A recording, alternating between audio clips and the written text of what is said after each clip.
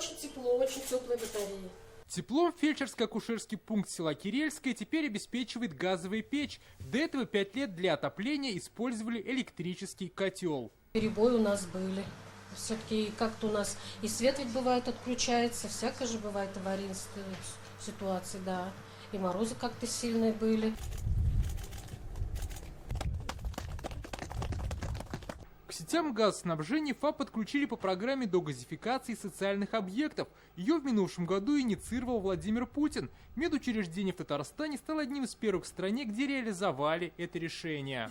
Это совершенно новое качество жизни, качество работы, возможность повысить серьезно качество обслуживания населения. Поэтому, естественно, решение президента нашей страны о том, что в программу догазификации должны войти объекты социально-культурного назначения, это, конечно, большое дело. Воплощение президентской программы взяла на контроль «Единая Россия». И сегодня руководство партии вышло на видеосвязь с регионами, где состоялось торжественное событие. Делает президентскую программу социальной газификации по-настоящему народной и востребованной у людей.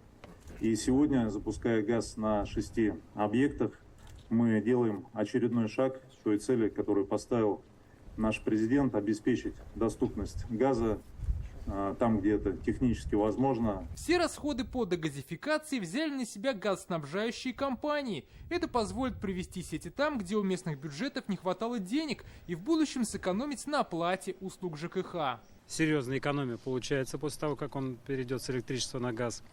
И, конечно, эти деньги он сможет использовать на другие нужды, которые также актуальны для лечебного учреждения.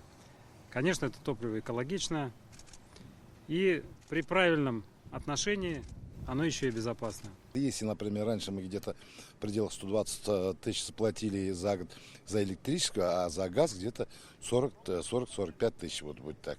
В селе Кирельское и соседних деревнях живут около 500 человек. Теперь они будут получать лечение в комфортных условиях.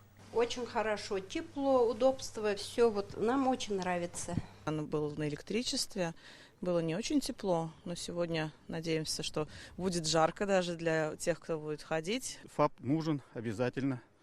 Без ФАПа, как вы уж знаете, в сельской местности обычно уже такой в возрасте населения, ФАП должен быть.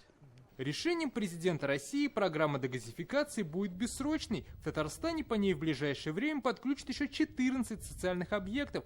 Количество же заявок от граждан на подключение домов в стране перевалило за 1 миллион.